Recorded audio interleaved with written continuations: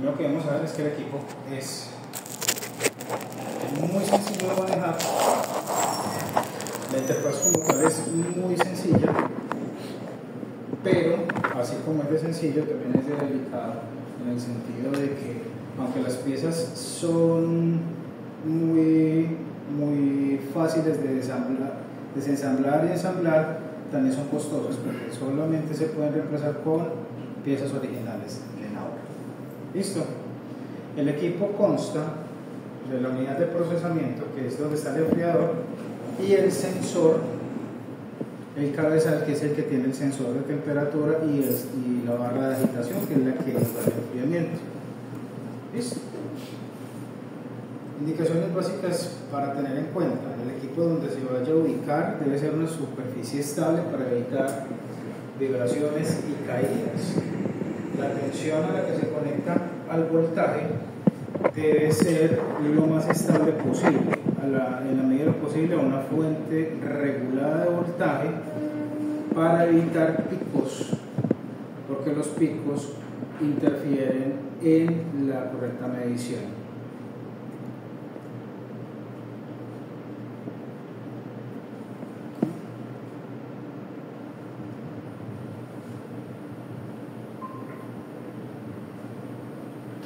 Hola, buenos días, ¿cómo estás? Hola, Silvia, buenos días. Sí, ¿cómo estás? Muy bien, gracias. ¿Usted? Súper bien, súper bien. Presento a los profes. Hola, buenos días. Hola, para todos. buenos días. Buenos días.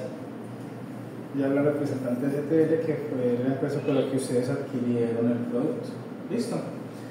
Entonces, como les estaba contando, la marca es alemana, Nauer, y el equipo como tal es un osmómetro de referencia K7400S. Listo. La capacidad de procesamiento, la capacidad de medición va de los 0 a los 2000 miligramos por osmol, y consta de los siguientes elementos. Bueno, ahorita ¿Quiere que le tenemos la caja de dejémosla ahí. El equipo como tal es este, que es la unidad que realiza el enfriamiento, con la cavidad donde se ingresa el cabezal para realizar el proceso de enfriamiento, el display, que es el que nos enseña, que nos muestra toda la información con la que estamos manejando el equipo, y en la parte posterior tenemos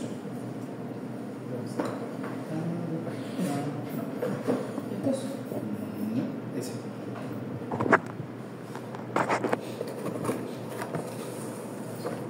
Me hace falta ese.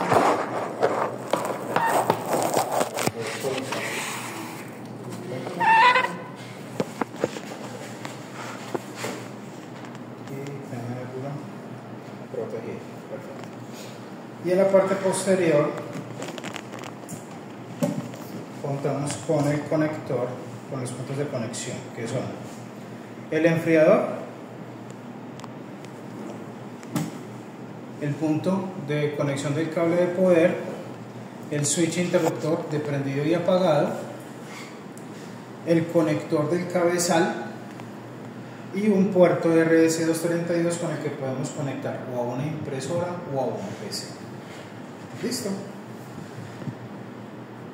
Hay dos formas de manejar el equipo como tal, y es simplemente desde la parte del display, haciendo las funciones de medición, de calibración y de calibración, o hacerlo por medio del software en un PC. Para poder hacer desde el software hay que adquirir el software, adquirir la licencia y poderlo colocar en el PC para hacer las mediciones. ¿Listo? Una pregunta. Sí. ¿Cuántas muestras puede procesar por hora? El equipo como tal trabaja haciendo mediciones entre los 5, 7, 10 minutos dependiendo del grado de osmolaridad de la muestra. De ahí en adelante, ya ustedes son los que entran a determinar cuántas muestras pueden llegar a procesar en una hora, dependiendo de que ya las tengan servidas, cernidas y que tengan las condiciones ambientales requeridas para hacer el análisis de la muestra. Y el tiempo de proceso, o sea, desde que yo le presento la muestra hasta que le da el resultado. Por eso, es entre 5 y 7 minutos aproximadamente. Entre 5, 7, 10 minutos aproximadamente. Entonces, ya dependiendo del tipo de muestra, por decir algo, si es una muestra que se me demora 7 minutos y esos otros 3 yo estoy esperando que se me caliente nuevamente la muestra para poder retirar la ependor del punto de sostenimiento.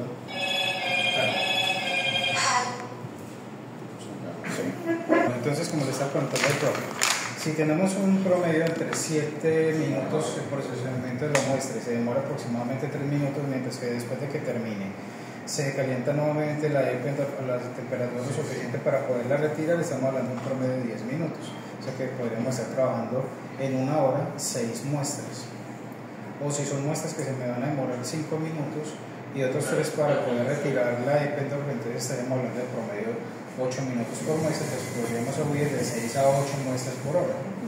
Entonces, dependiendo de que sí es muy importante que el equipo se deje descansar. El equipo no, o sea, como esto no es de alto tráfico, sino que es más estudiantil, hay que tener en cuenta que mientras más tiempo se procesen muestras, más rápido se va a vencer el tiempo de vida útil del sensor y del agitador, ¿cierto? O sea, ¿cuántas lecturas se tendrían para tener en cuenta del sensor?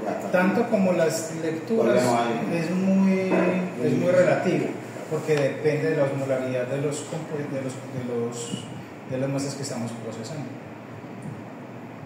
Que es muy importante ya tener en cuenta, el equipo está diseñado para osmolaridad de líquidos, no está diseñado para osmolaridad en aceites, ni en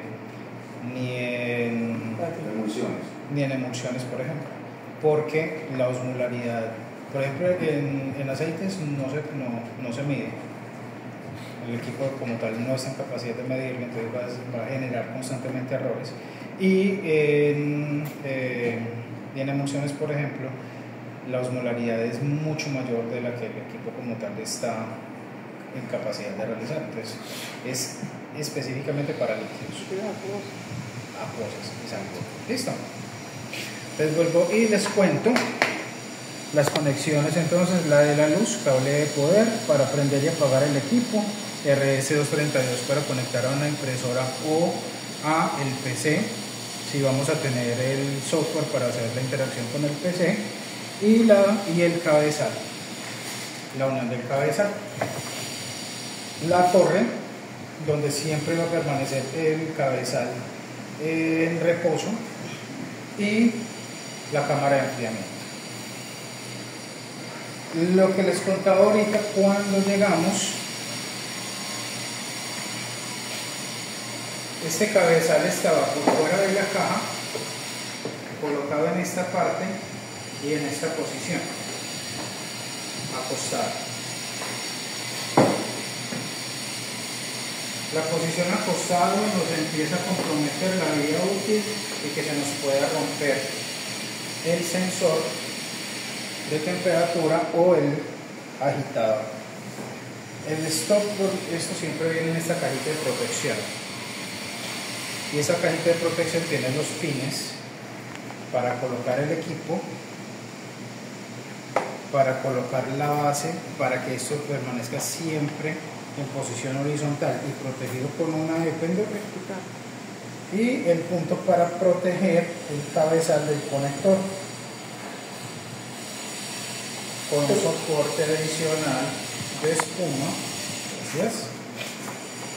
Y ese soporte adicional de espuma nos va a evitar que, si por algún motivo se nos llega a caer la caja, vaya a sufrir algún impacto del cabezal que nos lo pueda romper, o que se pueda romper algunos de los componentes principales, electrónica, cabezal, ¿cierto? Si lo vemos, es sencillo. pero es costoso. Si se llega a romper, no es simplemente cambiar el sensor, no es simplemente cambiar el plug, hay que cambiarlo todo completo. ¿Listo? ¿Cuánto vale? La tareita no se la digo porque la tareita lastimosamente yo no manejo la parte comercial. Lo que sí le puedo asegurar es que no es económico. Forma ideal de siempre mantener el equipo. De acuerdo a las instrucciones y de acuerdo al manual, dice que el equipo debe permanecer en funcionamiento entre una temperatura de 10 y 40 grados Celsius. No significa que no lo puedes llevar al límite, o sea, o a los 10 o a los 40, pero tampoco significa que la forma de uso va a ser la correcta y la ideal. Siempre se recomienda que el equipo se mantenga a 25 grados Celsius, que es la temperatura normal en la que un agente acuoso permanece estable y la osmolaridad se va a medir de una forma mucho más adecuada y el resultado va a ser mucho más adecuado. ¿Listo? Lo mismo lo hablamos en humedad relativa. En humedad relativa, el equipo le trabaja entre el 20 y 80% de humedad relativa, pero le debe mantenerlo entre 50 y 60. Si está entre 40 y 50, está perfecto, pero ya por encima de 60, en ocasiones tienden a haber errores en los resultados por pequeñas micras y son más relacionadas a las condiciones ambientales de la forma en que se tiene el equipo que en realidad el funcionamiento como tal. Listo. Instalarlo es sencillo. Cabezal, unos pines y un punto de guía. No tengo cómo equivocarme, pero como fui estudiante les puedo asegurar que nosotros los estudiantes somos muy buenos para meter eso por donde no es. Somos capaces de colocar esa guía aquí hacia abajo, ponerla hacia arriba y meterlo, no sabemos cómo, pero muchos estudiantes han llegado a dañar equipos así. Por eso, lo ideal es que si el equipo lo van a mantener en una estructura física estable, que el estudiante no tenga que manipular esto. Solamente el personal que esté entrenado y capacitado, si en algún momento van a desplazar el equipo y van a retirar el cabezal por seguridad, para evitar que si le vamos a resbalar se nos vaya a caer la torreta y se nos vaya a partir esto. Tiene el pin de origen y se ven las puntas y las astas donde vienen ingresados los pines. Simplemente se ingresa derecho y ya quedó instalado. No hay que hacerle demasiada fuerza porque él ya tiene un toque específico, ni tampoco dejar la media marcha que no vaya a ser una conexión correcta. El cabezal siempre en sentido horizontal y siempre sobre esa torreta se va a mantener protegido. El cable de poder, que se lo quitamos hace un momento, que es este, tiene un voltaje y un amperaje específicos para protección de la tarjeta. Si este cable de poder se les llega a dañar o a deteriorar, no significa que no lo puedan reemplazar, pero cuando lo vayan a reemplazar, que garanticen que el calibre es el ideal para el consumo del equipo, que tenga la protección a tierra y que donde lo estén instalando tenga la protección a tierra para evitar daños en las tarjetas. ¿Listo? No es una entrada plug normal, sino que es una específica de 3 cabezas. Simplemente se coloca en el puerto y se hace la conexión a la luz. Muy importante, las conexiones. El equipo tranquilamente les puede trabajar en una corriente. El equipo está diseñado para trabajar entre 110 y 240 voltios AC, pero a la corriente que se vaya a conectar debe ser una corriente estable. Ahorita que entramos a mirar, nos dimos cuenta que si lo colocamos aquí a la pared, tiene unos picos de voltaje bastante variables. El equipo es muy sensible y esos picos, esas variaciones de voltaje nos pueden generar errores en las mediciones. nos pueden generar valores cerrados porque puede representar un pico como mayor o menor grado de polaridad. Entonces, mantenerlo en una corriente estable, UPS, y en este caso un cortapicos, nos garantiza que el equipo va a permanecer en una medición estable y que además las tarjetas no vayan a sufrir ningún tipo de avería. ¿Listo? La carcasa como tal, el sistema de enfriamiento viene con un taponcito que ahorita lo buscamos, que no se lo veo, que debe estar colocado siempre que no estemos utilizando el equipo, para evitar que se nos vaya a ensuciar internamente, que nos vaya a generar algún tipo de residuos que también nos pueden llegar a generar errores en mediciones. ¿Listo? Recomendable estructura física estable, donde se va a colocar el equipo para evitar, en la medida de lo posible, que nos vayamos a tropezar o generar algún tipo de accidente donde el equipo se nos pueda ir al piso o se nos vaya a mover. Durante los tiempos de procesamiento, también las vibraciones nos pueden generar errores en nuestras mediciones por el alto nivel de sensibilidad de este equipo. ¿Listo? También es muy importante mantenerlo en una superficie nivelada. ¿Por qué?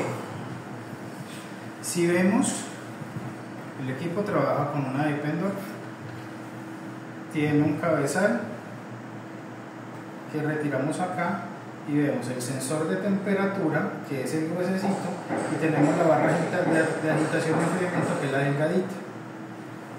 Si por algún motivo colocamos, por decir algo, 50 microlitros, esos 50 microlitros lo colocamos en una superficie que nos quede en esta posición, el equipo como tal nos va a quedar, la Eppendorf cuando la coloquemos en enfriamiento nos va a quedar en esta posición, sea para análisis o sea para calibración.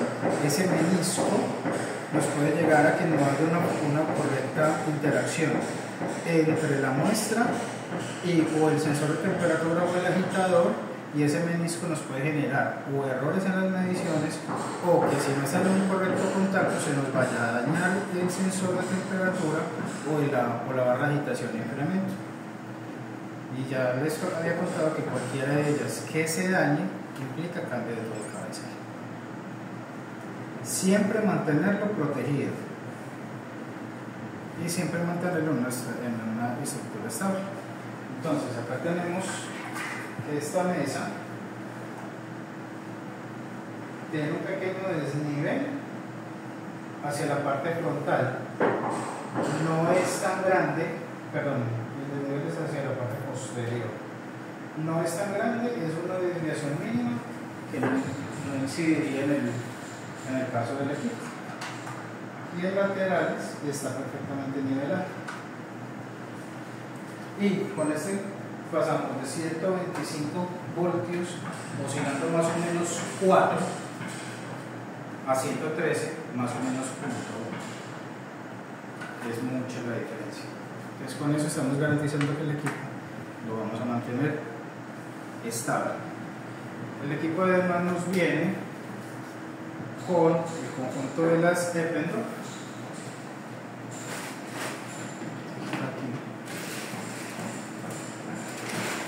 De las Eppendorf para hacer los análisis, nos viene con este cable RS232 que es para conectar o a la impresora o al PC, según lo que vayamos a colocar como puerto de salida. Si vamos a colocar el puerto de salida adicional, si necesitamos que nos imprima o si necesitamos que el estudiante nos generar un informe para la entrega del resultado. Eso sí, el equipo, si el estudiante fuera a manejar el equipo, ¿cierto? Y tenemos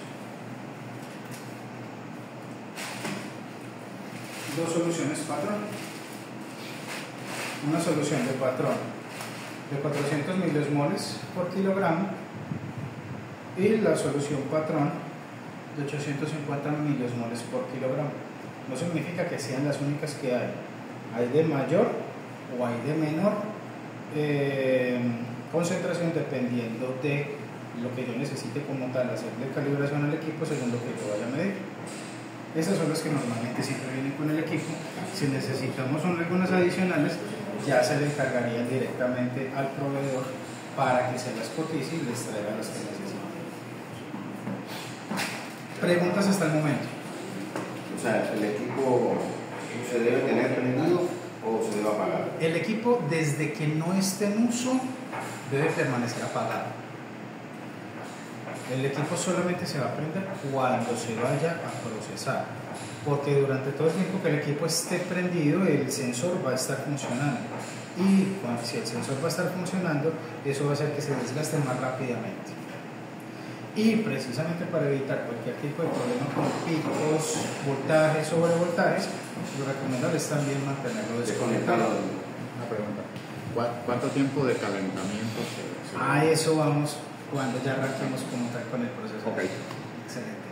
¿Alguna otra pregunta? Bueno, peso aproximado 7 kilogramos, peso aproximado 80 gramos.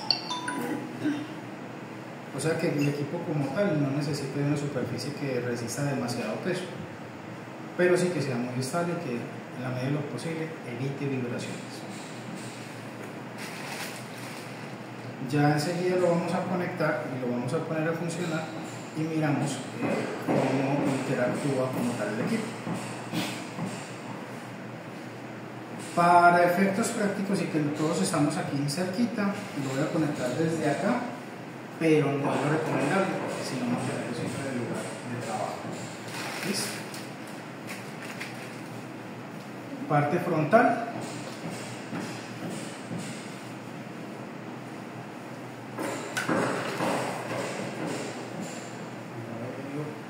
Me preocupa que no le doy el taponcito. No le doy el taponcito para protección del enfriador. Muy bien. La última capacitación cuando lo hicimos virtual sí la tenía. Y me hace falta mucho Pero es que para que se quita. O sea, no te dejo. Eso está fácil. Sí, para que no entre abajo. Eso sí.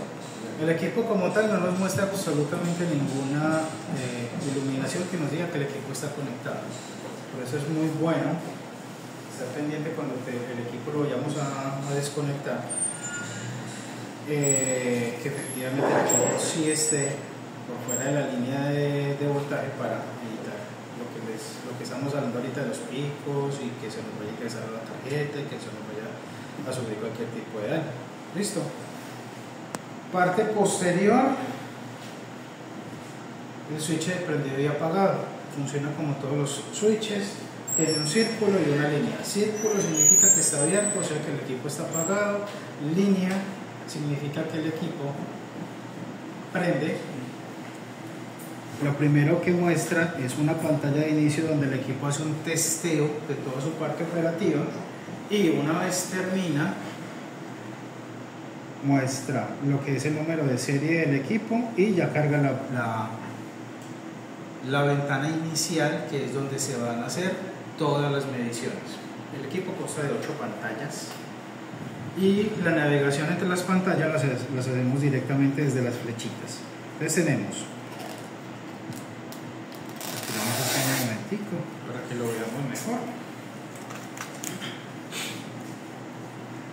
Botones hacia arriba y hacia abajo y laterales. Hacia arriba y hacia abajo para ingresar a las 8 pantallas de menú y laterales para navegar dentro de esas pantallas. La primera pantallita que nos muestra, y sabemos que ya está ubicado porque empieza el cursor a parpadear, es la pantalla donde nosotros hacemos las mediciones. Si bajamos, pasamos a una segunda donde nos dice salida de datos, data output. Ahí es donde nosotros entramos y seleccionamos si queremos que el equipo nos brinde la información por medio de PC o por medio de impresora, si queremos que nos saque los datos, si no lo queremos manejar solamente desde la pantalla del equipo. Para ingresar simplemente nos vamos hacia adelante y él dice printer, impresora, y si bajamos nos dice PC. Tener en cuenta algo muy importante, y es que cualquier modificación que yo le haga y cuando yo ya regrese, en esa modificación donde la dejé, él ya va a permanecer ahí. Si yo en este momento me devuelvo de PC, cuando yo tenga conectado el cable RS232 y lo conecto a una impresora, no me va a sacar ninguna información porque él está configurado para salir en PC. Y exactamente igual, si yo lo tengo en PC pero le moví a printer, él no me va a sacar ninguna información en el computador porque ahí va a estar. Entonces por eso yo les contaba que es muy importante saber quién va a manejar el equipo, porque yo como estudiante puedo entrar a cacharrear a ver qué me encuentro. Acá dice printer y me dio por bajarlo, decía PC, y ya después todos atrás en cola intentando imprimir y nadie es capaz. ¿Por qué? Porque lo movieron, le cambiaron la configuración. No se dañó el equipo, le cambiaron la configuración y está buscando otro punto de salida diferente. Entonces ahí es donde yo como profesor entro a sospechar. Si no me está imprimiendo es porque alguno de ellos lo tocó, se puso a cacharrear, le cambié la configuración, entro, la cambio y vuelvo y sigo normal, ¿cierto? Me devuelvo nuevamente hacia arriba, vuelvo a meter printer. Este es un bucle, es lo mismo subir o bajar. Si yo lo tiro hacia abajo, cuando llegue a la última opción va a volver a subir y va a seguir bajando y va a seguir en ese sentido. Porque no tiene más opción. No tiene un tope. Yo puedo seguir en bucle. Y una vez selecciono, cuando me devuelvo, vuelvo el cursor aquí en la parte principal. Ya no está aquí, sino aquí en la parte principal, que significa, ya seleccionó, ya puedo ir a otra parte donde usted me diga. Entonces me puedo devolver hacia arriba, hacia medición, o simplemente seguir a la tercera pantalla que me muestra la temperatura. Esta temperatura me indica sample, cooler. Sample, la temperatura de la muestra. Cooler, la temperatura en la que tengo programado el enfriador para que me realice la congelación. ¿La puedo modificar desde acá? No, solamente informativo. ¿Qué sí puedo modificar?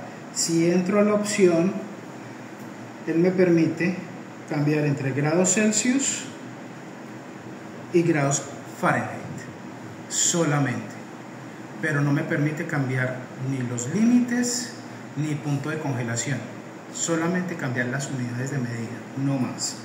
Me devuelvo y me regreso, sigamos hacia abajo, vuelvo y carga a Celsius, me regreso, vuelve otra vez al menú principal.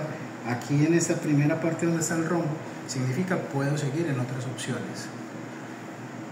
En la parte de acá donde estaba grados Celsius o Fahrenheit, si yo sigo para abajo, él va a seguir brincando Celsius Fahrenheit y nunca se va a devolver hasta que yo me regrese y me regrese nuevamente a esta primera parte. ¿Listo? Pasamos. Esta es muy importante que ustedes lo mantengan a la mano y dentro de la hoja de vida del equipo. No se puede cambiar y es solamente informativo. ¿Qué les está informando? El número del serial del equipo y la versión del firmware. Hagamos un caso hipotético. Dejé entrar agua por acá, se me mojó la unidad, no me volvió a prender, el equipo se fue de correctivo, la humedad me llegó a la tarjeta, hubo necesidad de cambiar la tarjeta, no tengo que cambiar todo el cooler, pero la tarjeta que viene nueva viene sin información porque va totalmente en limpio, viene sin firmware. Cuando nosotros le damos el pedido de fábrica de la tarjeta, ellos nos van a decir, denme el serial y el firmware del equipo para poderle cargar desde acá la funcionalidad de la tarjeta, cosa que cuando la lleve de una lo pueda conectar y arrancar a trabajar. El firmware es la información de la tarjeta, del cerebro de la tarjeta para que el equipo le funcione. Lo mismo en mantenimientos o en actualizaciones. Siempre debemos tener a la mano esta información para cualquier requisición que vayamos a hacer a mantenimiento. Correctivos, preventivos, daños o actualizaciones. Vuelvo y les cuento. ¿Se puede cambiar? No se puede cambiar. El serial del equipo lo tenemos aquí en la parte posterior y es el mismo que tenemos en el firmware, donde dice el número de serial. Internamente la tarjeta tiene ya su firmware que nos está arrojando directamente la pantalla. Bajamos nuevamente al siguiente submenú y tenemos la data, tiempo, fecha y hora. Tenemos que, dice que es el 5 de agosto de 2024. ¿Por qué me muestra esa información?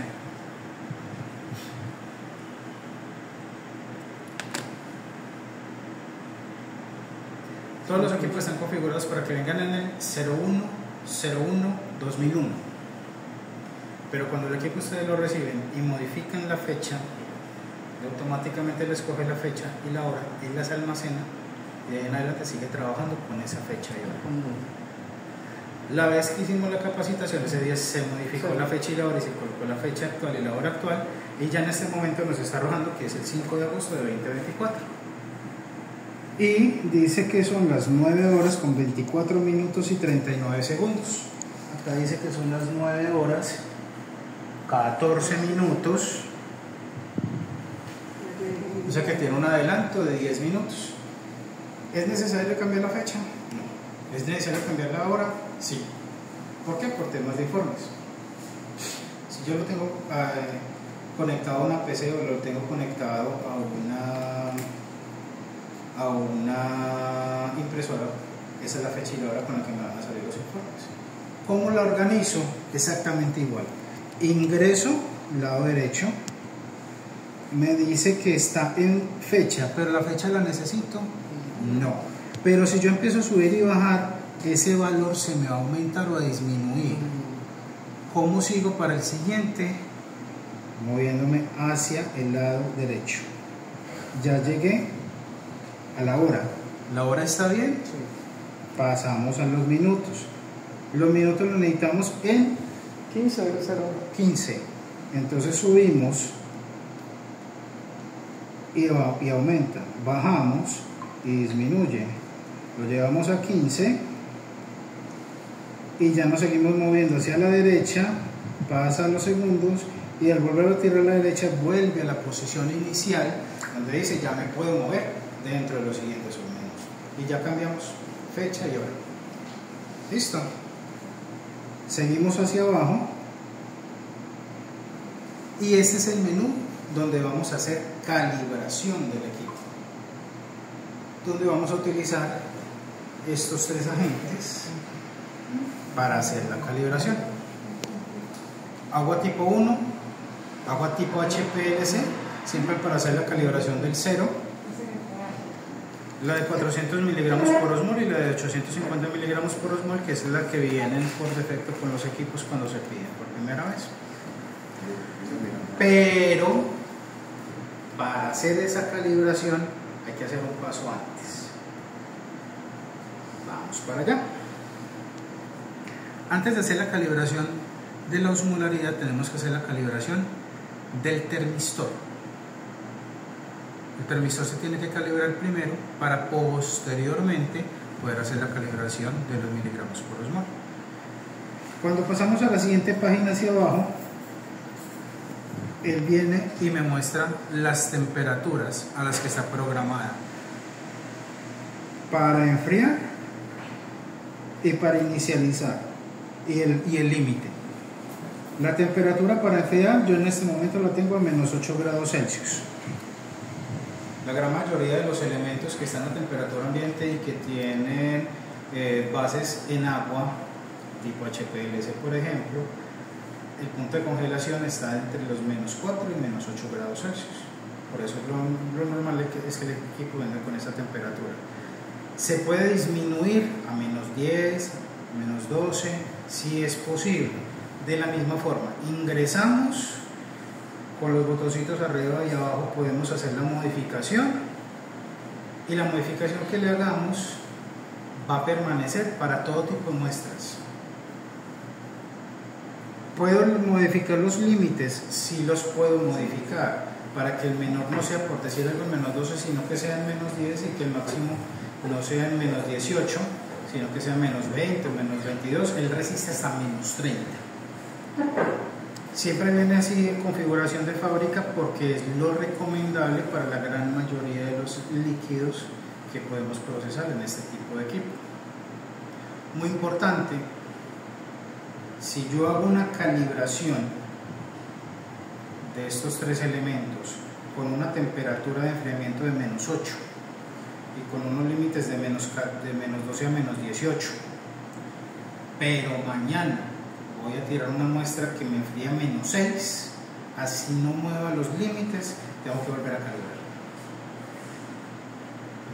Si modifico uno solo de los parámetros, tengo que volver a calibrar el equipo. Por eso vienen los viales de 2 mililitros, y aunque lo que se sirva sea muy poquito, ese vial viene para que se hagan varias calibraciones dependiendo de las modificaciones que yo necesite hacer en el proceso. Entonces ahí es donde yo, muy juicioso, voy a decir: tengo 5 grupos de estudiantes, pero unos son del semestre tal, los otros son del semestre tal, los otros, y todos me van a hacer muestras diferentes, porque no les puedo poner a trabajar lo mismo. Y yo sé por bibliotecas y por bibliografía que esta me sale a que las temperaturas en las que las ha manejado son menos 6 de enfriamiento, esta es a menos 8, esta es a menos 4 y esta es a menos 2. 4 veces voy a hacer variaciones. Un grupo completo con menos 4, un grupo completo con menos 8. Antes de arrancar tengo que calibrar, porque estoy variando temperaturas. Y solamente estoy variando una, la de congelamiento, ni siquiera los límites. Pero por esa sola variación tengo que volver a calibrar el equipo. Sí. Perdón, hay una cosa que yo no he entendido. Sí. Una solución, por ejemplo, no sé, del cloruro de sodio, o sea, o de glucosa, que uno sabe que se congela a menos 1.86. ¿Cómo hago yo para hacer esa cosa? Esto en este momento lo tenemos en menos 8. Recordemos que estamos en menos 8.0, ¿cierto? O sea, ahí lo vamos a retornar. Ese menos 8 que es. Esa es la temperatura en la que él va a bajar y va a hacer el congelamiento. Entonces usted ya sabe que esa le trabaja menos 1.8. Este maneja una división de escala de 0.1 grados Celsius solamente. O sea, yo lo puedo poner a 1.8 o a 1.9, pero no a 1.86, porque necesitaría 2 divisiones de escala, y este equipo me tiene una sola. O sea, o menos 8 o menos 9, menos 0.86 ya no puedo. Necesitaría un equipo más robusto con 2 divisiones de escala y con mayor precisión. Una falla. Ingreso, y justamente el primero que me da es para hacer el cambio de la temperatura de los menos 8 grados del punto de congelamiento. Si me devuelvo una, vuelvo al punto inicial. Si me vuelvo hacia allá, vuelvo nuevamente a la temperatura. Si empiezo a aumentar, él arranca en punto 5 en punto 5, él no le arranca en punto 1 en punto 1. O sea, aunque tenga una división de 0.1 escala, las variaciones yo las puedo hacer en 0.5 grados Celsius. O sea que en ese caso ya no puedo ni siquiera 0.8, 0.9, sino o 1.5 o 2. Entonces ahí es donde tengo que empezar a jugar con eso. ¿Listo? Me voy a devolver y vuelvo a colocarla. O sea, por ejemplo, yo espero que esta solución salina se congele a punto 5. .052. Punto 052 es 0.5. O sea que lo tengo que poner en 0.5. O sea, y no puede, o sea, no, entre .6, no lo puede poner ahí. O sea, Él le trabaja de punto 5 en punto 5. y la lectura la da En 0.5. y después pasa 1. Y después pasa 1. Limitado esa vaina. Por eso es más sencillo. De ahí en adelante hay equipos de esos que ya son más robustos, que tienen medición de escala de punto 2 y que ya la división del momento de enfriamiento ya no es de punto 5 sino de punto 0.1. Y obviamente el costo es mayor. Exacto. Bueno, Sigo. Ya tenemos entonces la temperatura de enfriamiento y los límites. Nuevamente abajo llegó el último de los 8 que dice calibración T. Calibración T significa calibración del termistor.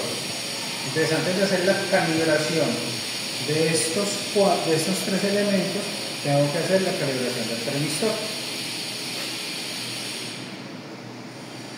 El profesor me hizo una pregunta y es, después de que yo lo conecte y lo prendo, ¿cuánto tengo que esperar a que el equipo me estabilice antes de arrancar a hacer medidas o calibración?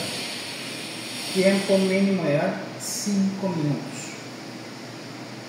Después de haberlo prendido, después de 5 minutos ya puedo empezar a trabajar el equipo sin ningún inconveniente. Y ya llevamos más de 5 minutos, o sea que ya podemos proceder. Recomendaciones, las Eppendorf, siempre que se vayan a utilizar, y ustedes lo saben, para evitar contaminación cruzada, deben estar perfectamente limpias y secas antes de cernir lo que vamos a procesar.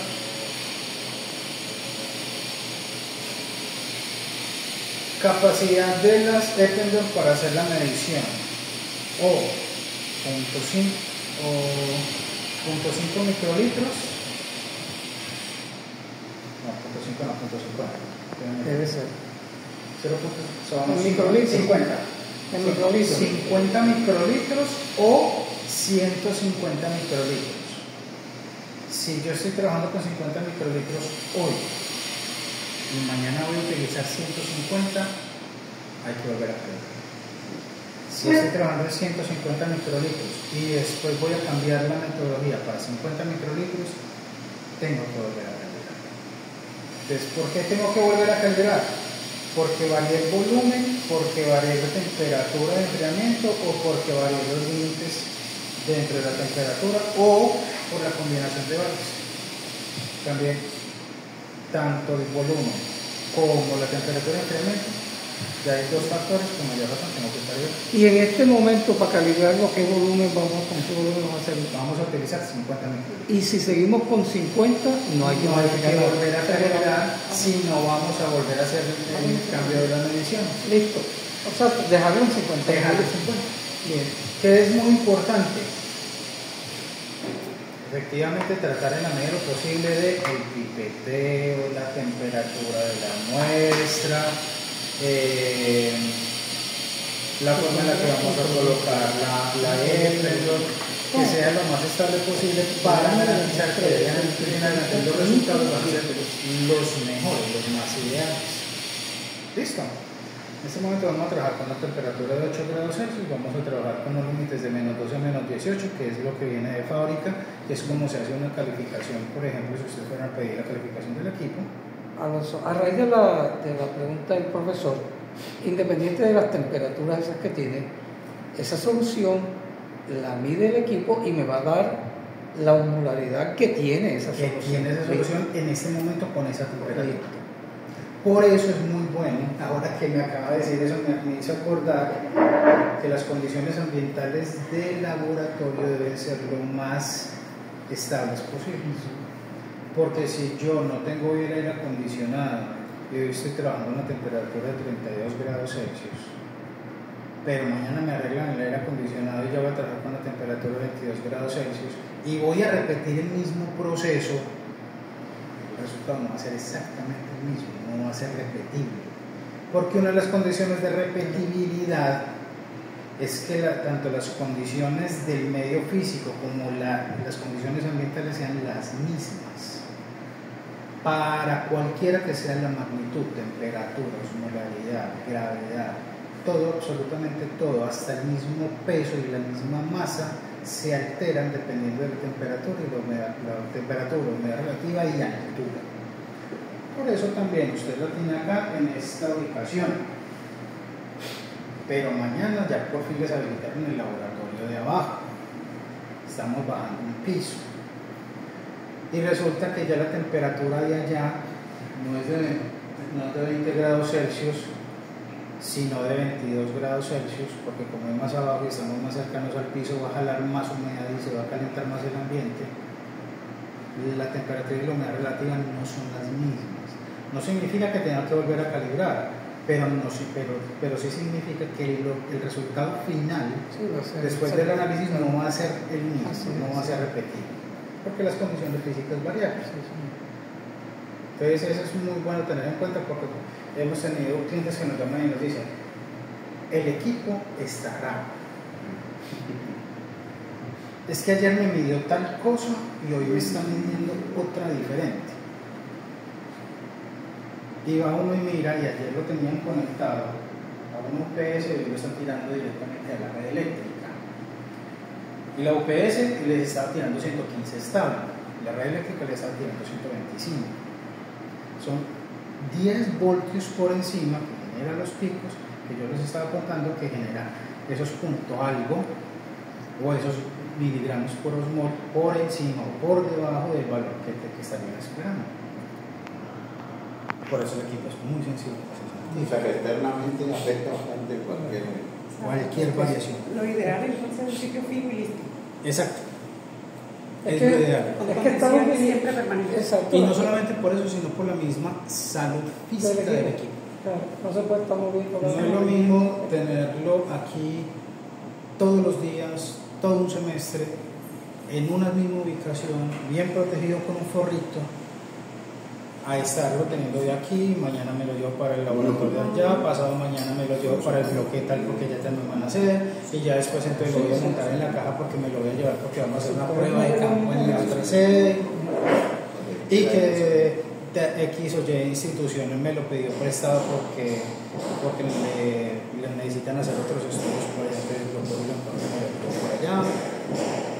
Y la otra pregunta que entenderá, bueno, que yo en la parte técnica neta no me meto, porque si yo lo calibro con esas soluciones, esos patrones, uno está en 400 miliosmoles por kilogramo y el otro en 800, ese es el rango de calibración que tengo. 048. Bien, ¿cómo hago yo si tengo una concentración mayor? ¿Tengo que hacer diluciones que caigan dentro de eso? No se pueden hacer diluciones. ¿Qué hago? Los patrones como vienen no se pueden... No, mi solución, la muestra. Por decir, pero una solución tiene 1000 milimoles por kilogramo. O él le puede interpolar o le puede extrapolar dependiendo de los puntos de calibración. Ok. No significa que si tiene una concentración mayor a los 800 miliosmoles no le vaya a resultar, se lo da, él extrapola. Listo. Pero sabemos que por buenas prácticas de laboratorio, si yo voy a manejar muestras de 1200, 1100, me consigo un patrón de 1200 y en vez de trabajarlo contra, le pongo 4 medidas de calibración, 4 puntos de calibración, que la resultante sea la más parecida posible, porque no es lo mismo un resultado sobre una interpolación que sobre una extrapolación. Así es. Bien, esa era bien. Y exactamente lo mismo a la inversa. La muestra. Sí. Exactamente a la inversa.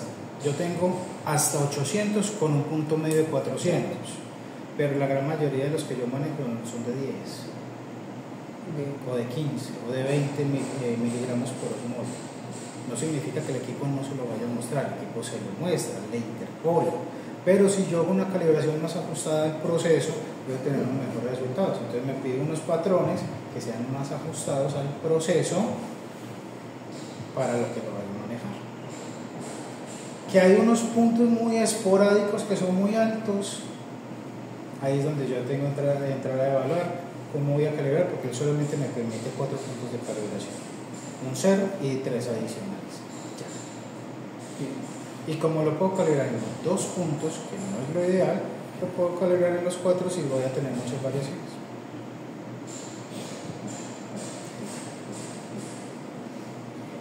¿Alguna otra pregunta? No, creo que por el momento esas son las que tenía. Listo. Otras vendrán después, Ya medimos. Excelente. cuando empiece a trabajar. Entonces podemos hacer una medición de osmolaridad de aceite de cocina. Habíamos dicho que no. Y habíamos dicho que aceite no acuoso no está. Exacto. Porque no se congela, ¿no? No solamente porque no se congela, sino porque la misma densidad, La viscosidad. cuando empiece a agitar, va a dañar el vibrador. Muy viscoso. Muy viscoso, tiene Muy fuerza para viscoso. agitar eso. Va a Ni terminar aceite ni dañando emulsión. y resquebrajándose. Sí, ni Yo lo aceite puedo ni retirar. emulsión.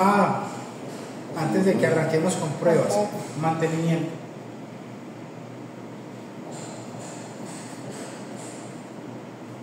Funciones: prender y apagar, iniciar y parar el proceso de medición,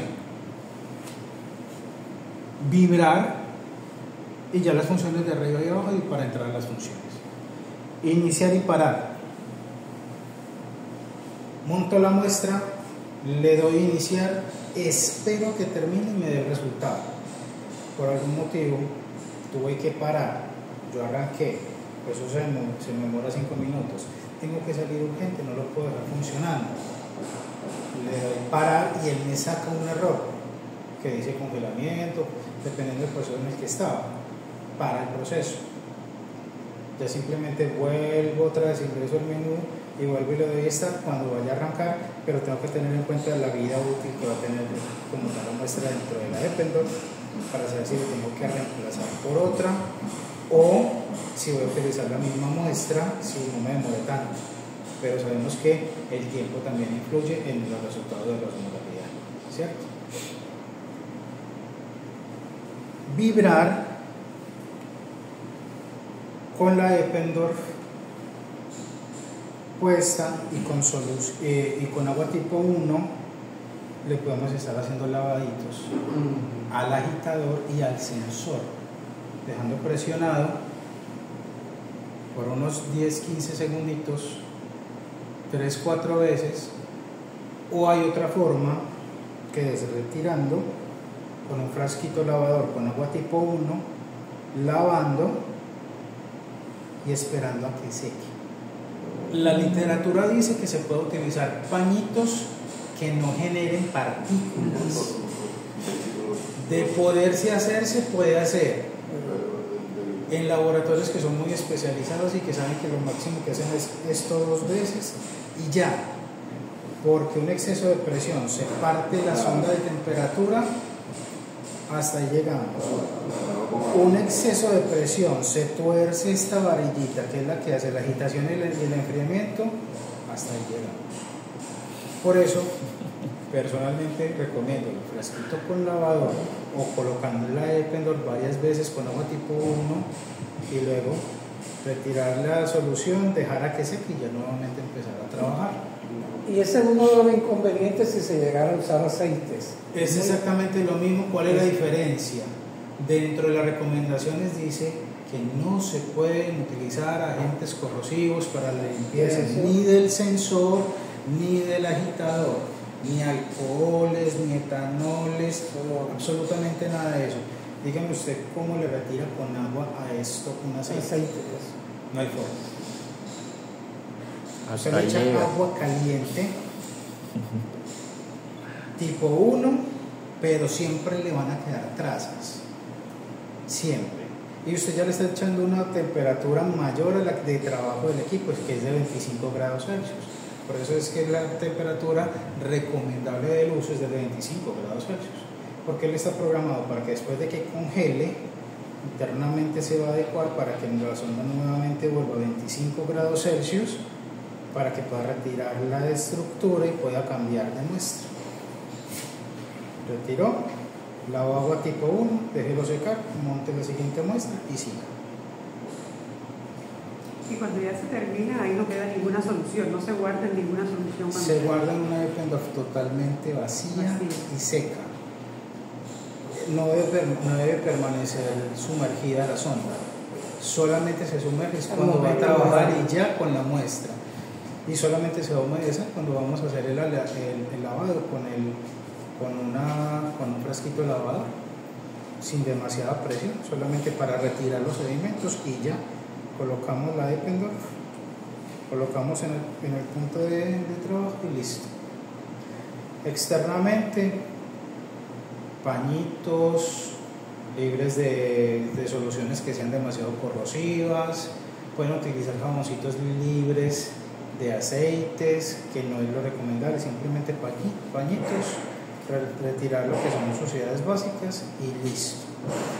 Y si conseguir un cobertorcito para evitar que en la parte posterior, que tenemos toda la parte del inicio de la electrónica y donde está el cooler, se nos ingrese por ahí humedad que nos pueda deteriorar internamente el equipo.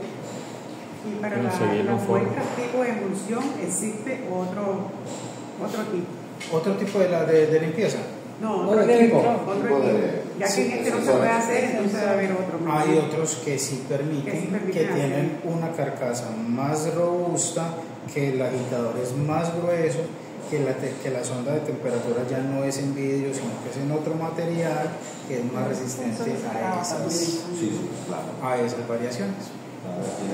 Y normalmente ese tipo de equipos los compran en laboratorios de análisis más que en instituciones educativas, porque son laboratorios que hacen unas muestras mucho más pesadas, mucho más repetitivas y con mucho más altos costos. Bien. Trabajándolo con todas las recomendaciones que nos ha hecho, Sí. con todas, ¿cuál es la vida útil del sensor?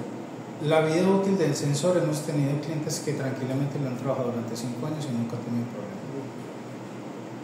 Bien. Ya le tocará otro. Yo espero que Pero se muere 10 años. tener en cuenta El uso de la muestra, la cantidad de muestras. la cantidad de muestras, el uso de las muestras, las repeticiones y que siempre le hagan el mantenimiento anual con personal especializado. Y ya cuando ya se acaba la vida útil, hay que comprar otra vez todo esto. No, el sensor. Se cambia esto, la O carcasa. sea, eso es lo que es el equipo. La carcasa no, perdón, la torreta, La torre del equipo el sensor. Con el todo completo. conector y eso. Con el conector. completo. Por eso también es muy importante el serial y el número de firmware, porque eso indica también el tipo de conector que debe venir en el cabezal para que ingrese directo. Y eso le toca a la profe de Nico, Queriendo Dios y que nos va a ir excelentemente bien con el equipo. Nunca vamos a tener problemas de voltaje, nunca vamos a tener problemas de sobrevoltaje, nunca se nos va a caer la torreta, el equipo les va a durar durante mucho tiempo. Ya es empezar a jugar con los parámetros como tal y hacer las mediciones y empezar a darle uso al equipo. Se va a colgar Y esto, patrón, tiene fecha de Pero cuando- vencimiento. Sí, señora, Bien, muy buena pregunta. Profe, si tienen fecha de vencimiento, ya le pregunté por la. Las soluciones Sí. deben tener. Él Claro, dice que todas sí. las eso es un soluciones patrón de- deben tener fecha de vencimiento. Eso debe ser Son pequeño patrones. y debe ser poquito. Eso es lo que yo les contaba.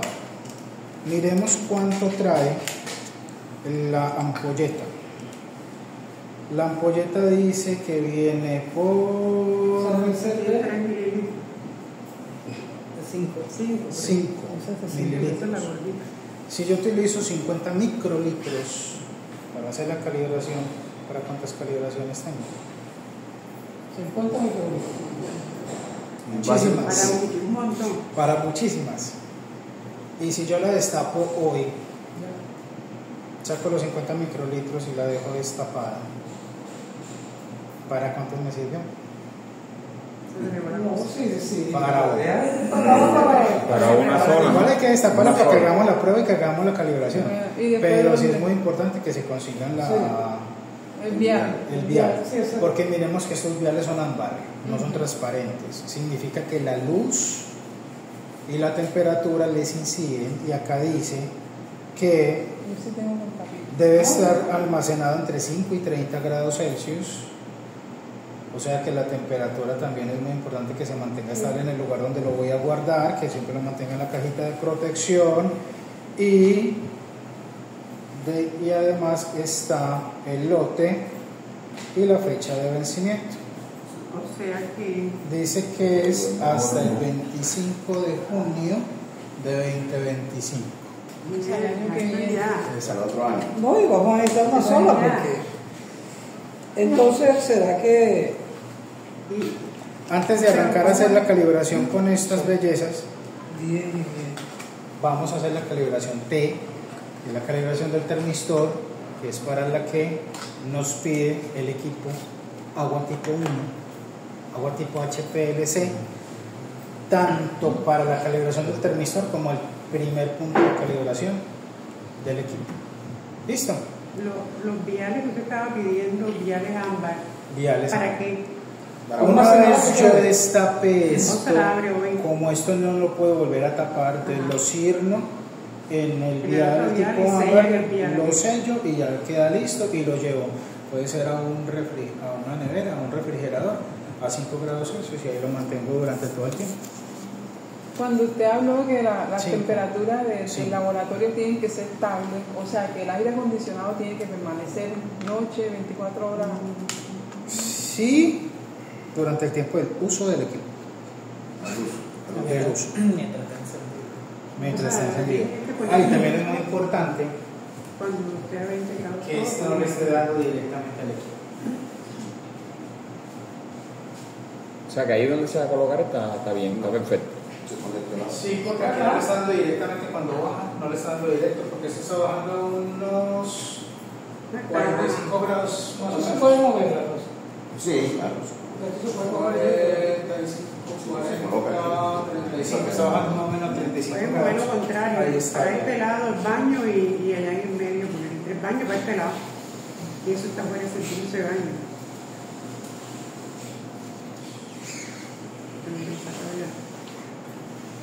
Ah, bueno, se coloca No ahí. veo, tampoco estoy mandando. Esta es de. Esta es la mecánica. Esta es de 100 a 1000. Necesita uno más pequeño. Necesita más pequeño. Sí, necesita